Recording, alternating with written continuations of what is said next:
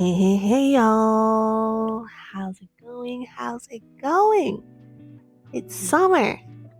I know we're out doing all the things, and so have I.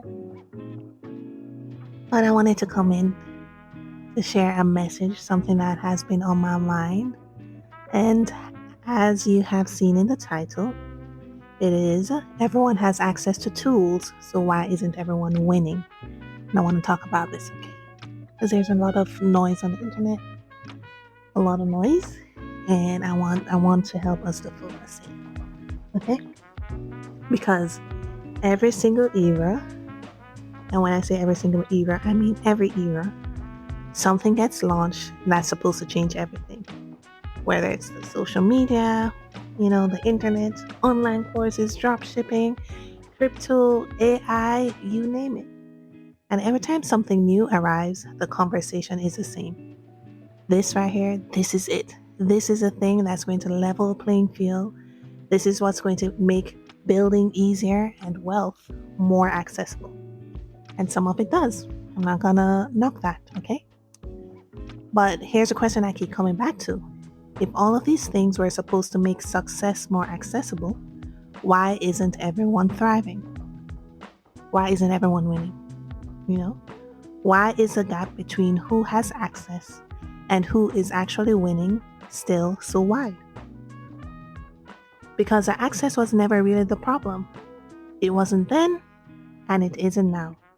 And so if you're new here, welcome to Design for Destiny podcast. I'm your host, Seantal, and this is a space for faith-led women who are building businesses with purpose at the center. Every episode, we have real, honest conversations about what it actually looks like to walk in your calling, your faith, the strategy, the hard seasons, and everything in between. I'm so glad you're here. And now, let's get into what the problem actually is. So, I like to ask questions. So, I'm going to start off with a question, okay? Do we actually like building, or do we like the idea of building when it is going well? Because what I've noticed is a pattern. And I don't say this to call anyone out. I say this because I've lived it too in the past.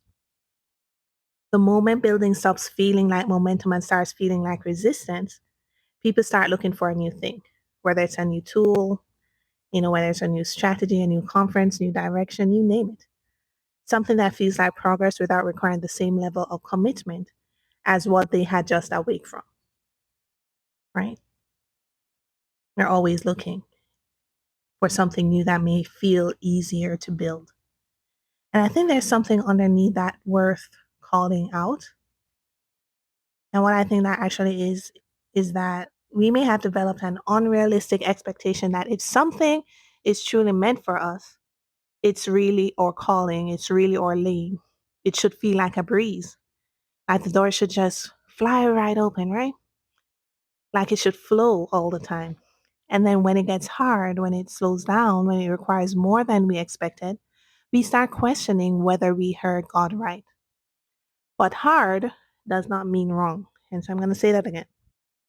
Hard does not mean wrong. Slow does not mean you should stop. And the resistance is not always a sign that you're off track. Sometimes it's a sign that you're right on time and the thing you're building is actually worth something.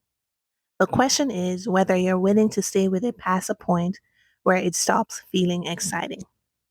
I can share so many personal stories in my building. I've been in business for 10 years for those who know me, and I've had my highs, y'all. My highs, yes.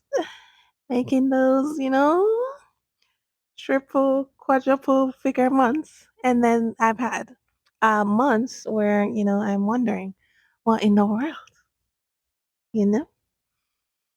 Like, what in the world, Jesus, is this still for me? And any entrepreneur can speak about it that there are times in their journey where they question if this is for them or if they should get back into, like, you know, the work field of working for someone.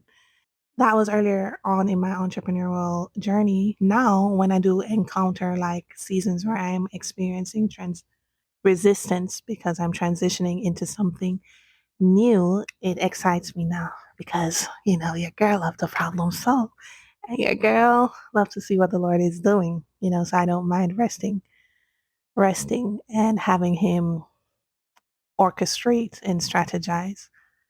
And so resistance doesn't have to be a bad thing. To me, resistance is an opportunity to grow, to become someone you've never been before. And sometimes I can feel scary because it's new territory.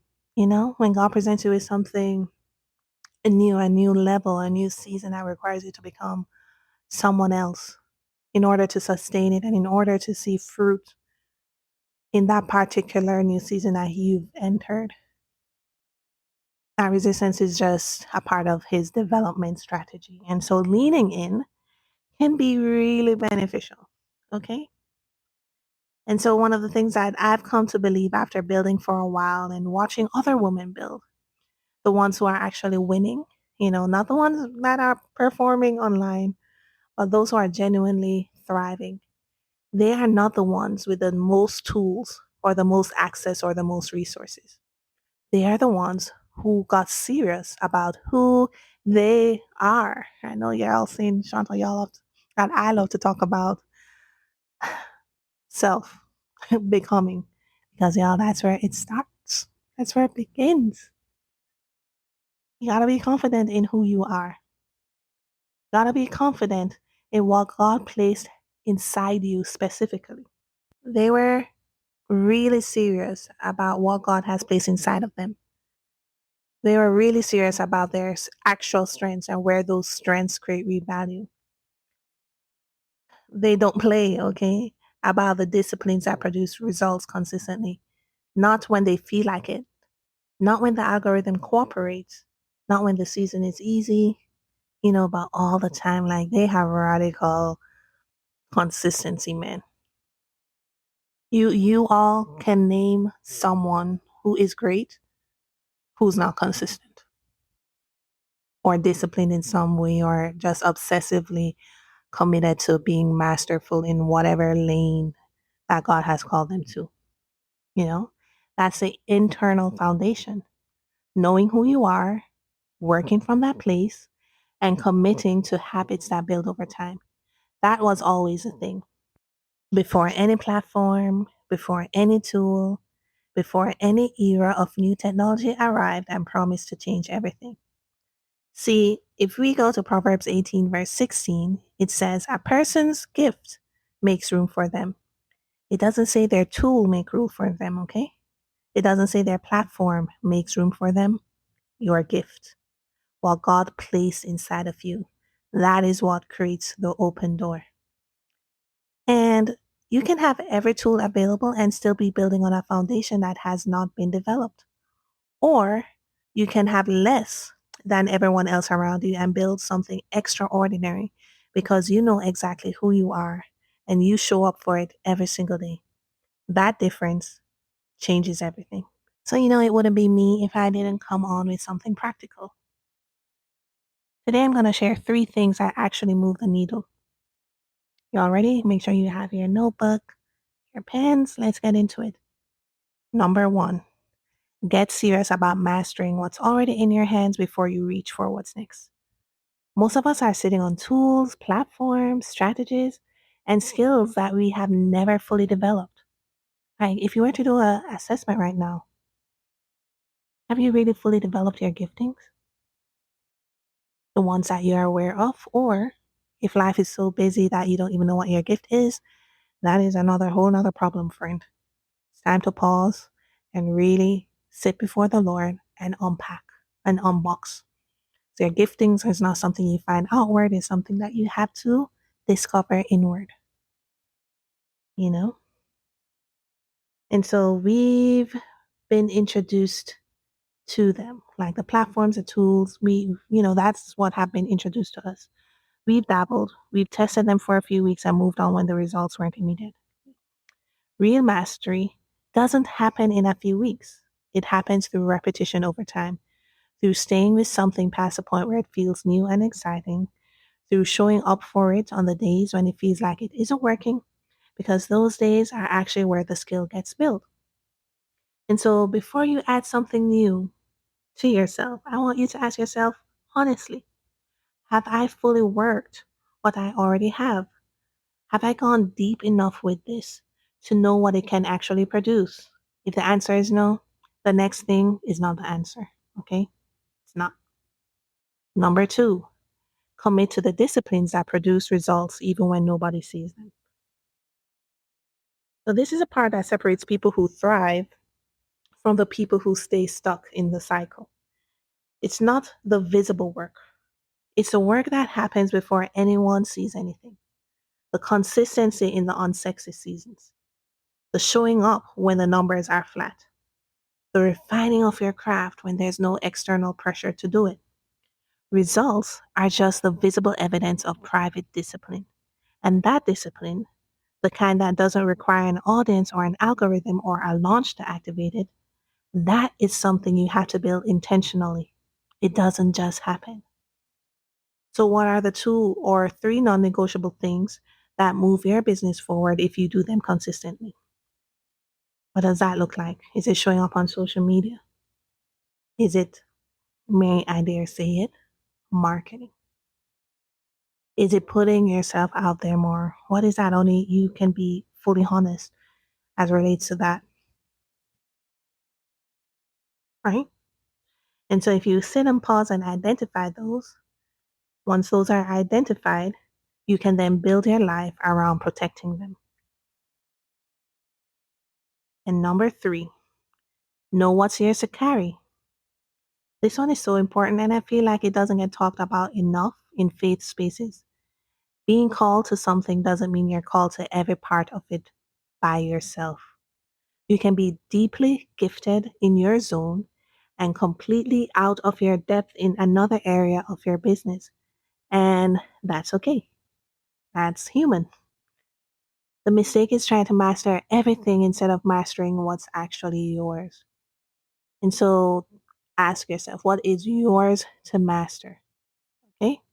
Because there are people who are gifted in the areas where you're not. And that's like one of the issues I have with the AI stuff, you know? While some do it well, some, not so much. And it's kind of really hurting their brand a bit, you know? It's hurting their brand a bit. I feel like it's better to just hire people who are specialized in the things, you know? Yes. Let them operate in their gifts. So figure out what only you can do. Go deep there. And for everything else, find the right person and let them do it well. And so we're almost up to a close. I want to bring this back to something foundational, and that is every era is going to have its thing. There will always be a new tool, a new platform, a new strategy that people say is going to change everything. And some of it will genuinely be useful. I'm not saying to ignore it because I've utilized some of these tools myself. But here's what I'm trying to say. If you don't know who you are, if you haven't done the work of understanding what God placed inside you and committed to developing it, you will spend every era chasing the thing that everyone said would make it easier. And you will arrive at each new tool still carrying the same gaps that the last tool didn't fix, because the tool was never going to fix it. The work is internal. It always has been. It is understanding your gift deeply enough to know exactly how to use it. It's building habits that compound over time. It is having the discipline to stay with something until it thrives, not until it gets hard, nor until it slows down, but until it actually produces what it was designed to produce. And friends, that's not a new concept, literally. That's just what faithfulness looks like in business. And the women who get that, who stop waiting for the next thing to make it easier and start going deeper with what they already have, those are the women who are going to look back in 5 years and realize they never were behind. They were just building the right way. And so here's what I want to leave with you. Stop asking what you need to add. Start asking what you need to go deeper in. Stop measuring your progress by whether it feels like a breeze. Some of the most important building seasons of your life are going to feel hard. It's going to feel like resistance. Trust me, I know. That doesn't mean you're going the wrong way. It just means you're building something real. So know who God created you to be, commit to the disciplines that produce results, whether the season is exciting or not, master what's already in your hands. And if you need to, hire the right people for what isn't yours to carry. That's a foundation. And everything else, every tool, every AI, every new thing that gets launched builds on top of that, not the other way around. And listen, this is exactly the kind of conversations we go deeper on inside Design for Destiny, right? We just finished a cohort a couple months ago, and the waitlist is open for those who are interested in joining in January. I know that's away, but it's going to be sold out, I promise, for January. So that you are interested, you can check the show notes and join the waitlist. And so, if this episode hit something for you, share it with a woman who's in the building season right now and needs to hear this. Subscribe on Apple Podcasts and Spotify. Find me on YouTube, and I'll see you in the next one.